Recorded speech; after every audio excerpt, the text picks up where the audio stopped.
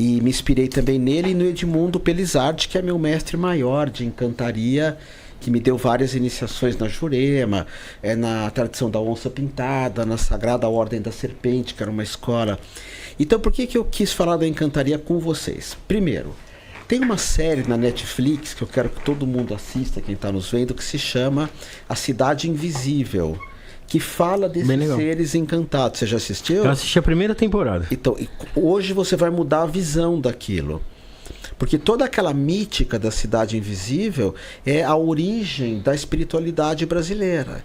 Então, por exemplo, de cara, uma outra visão da encantaria, a novela Pantanal.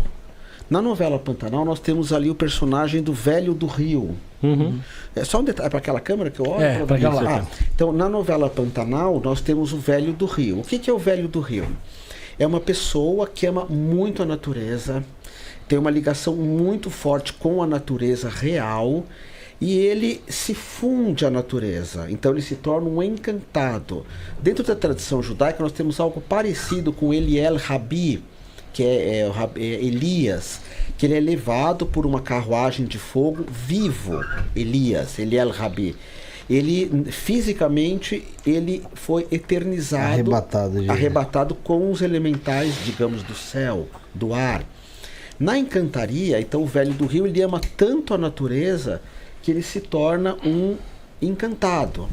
Normalmente, nós vemos esses seres na natureza, e eu já tive a oportunidade de, dentro das minhas meditações no mato, na natureza, na floresta, ver esses seres como ou um ancião ou uma anciã, que são seres que se fundem à natureza e eles protegem as pessoas que amam a natureza. E normalmente os encantados, isso aparece em várias tradições, Curupira, por exemplo, ele vai contra as pessoas que destroem a natureza. A encantaria não gosta de pessoas que destroem a natureza. Então esses seres só são acessíveis se você realmente ama a natureza. Também no cinema... é muito comum no Nordeste também, né, esses seres encantados. Tudo surge lá. Mas, por exemplo, eu já vi muitas pessoas aqui em São Paulo falando: eu tive um contato com um ET, com um ser arturiano, com um ser diapo, ou um ser, um felino. Felino que falam? Felino. Um felino. Para mim, tudo isso é encantado. Por quê? Eu tive se for pegar as experiências mais fortes que eu tive na minha vida de meditação, foi uma vez que eu fui por meio do mato, lá em Visconde Mauá, que eu gosto muito, e comecei a falar Iauara, Iauara, Iauara, fazendo movimentos de uma onça. Porque eu quero falar depois para vocês que a magia ocidental, ela é muito mental, e não há nenhum problema. A magia oriental e a magia africana, uma parte dela, ela é muito corporal. E verbalizada também. Eu acho muito bonitinho quando alguém fala: imagina um sol entrando em você. Fala: mas imaginar o sol exatamente por quê? Porque você não olha pro sol. É um pouco diferente. Eu não consigo me concentrar quando a pessoa fala isso, sabia? Mas tem gente que se adapta, mas é lógico que é melhor. Imagina que você está numa cachoeira, mas será que não é melhor ir numa cachoeira? Pois é. E você toma... É palpável, né? Não, isso é só no Ocidente, que assim, e não tem nenhum problema, não é uma crítica. Não, sim. Mas o dia que eu comecei a evocar Iauara, o que é o Iauara? É a onça pintada. Então eu entrei no meio do mato e comecei Iauara, Iauara, Iauara, e fazendo os movimentos da onça. Não, tenho mais medo de São Paulo do que de qualquer lugar no mato. E evocando Iauara, Iauara, Iauara, Iauara. E por que a Iauara? Porque a onça pintada é o nosso encantado daqui. Para mim, se eu entro no mato e tento chamar um tigre, um elefante, um rinoceronte, eu não vou entrar numa sintonia com esses animais. Não vai ser coerente com o ambiente, né?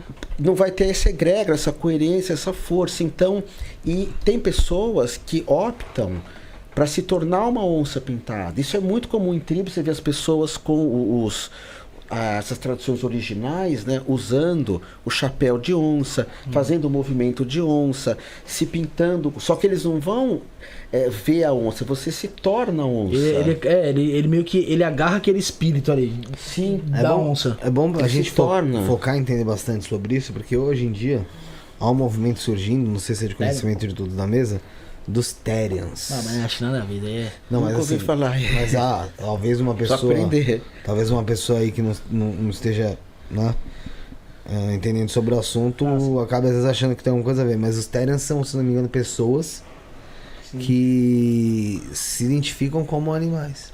Ah, não, é outra coisa, porque Tipo, um cara, velho, se identifica com um cachorro, começa a andar vestido que nem cachorro, andando de quatro na rua, cara. Não, o encantado, quando você entra na magia, nessa magia, você tem a evocação do da jiboia. Da jiboia. Então você, normalmente é uma prática feminina. Então a mulher deita no mato, deita mesmo, e começa a fazer movimentos de jiboia. E fica entoando, jiboia, jiboia, jiboia, chamando a esse ser. Só que aí essa pessoa, ela não vai se tornar uma encantada. Ela vai ter uma experiência do que é ser uma jiboia. Tem a jiboia, tem sua sutinga, que é o cachorro do mato. Um animal que tem muita força, que a gente até usa ele de maneira a ofender os outros, é a piranha. Porque a gente não precisa ter medo de tubarão. Tudo bem, lá em Recife, hoje tem porque é um monte de desequilíbrio. Mas normalmente quem manda nas águas do Brasil, ainda que sejam águas doces, é a piranha. A piranha, né? Então tem meditações que você entra, piraim, piraim, piraim. Eu tive a oportunidade de nadar com botos, dentro de uma visão super ecológica, nada assim. Foram 3 ou 4 vezes que eu nadei com botos. Por quê? Porque dentro também da tradição brasileira de origem, o boto é o encantado, alguns deles. Encantado. Tanto que tem um filme com Edson Celulari que se chama O Boto. Ele se transforma em gente à noite. E vai paquerar a mulherada. É do boto que você não pode olhar? No... Tem uma história assim, né? Não tô lembrado muito bem. Depois, quando aparecer aqui essa imagem, a gente vai falar um pouco. Agora, muito disso é importante vocês entenderem que eu tô falando de coisas astrais.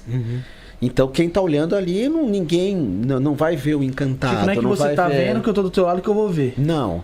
Até porque os encantados, dentro dessas tradições, não se mostram para pessoas que... não querem um contato. Que não amam a natureza. Assim, é verdade. Você precisa ter... Você sabe o que une todas as escolas de espiritualidade? Todas? A natureza. Não, o jejum. Porque tem muitas escolas de espiritualidade que são feitas dentro de templos fechados. Mas o jejum, todas. Não existe nenhum caminho espiritual que eu saiba, dos mais sofisticados, que não envolva jejum.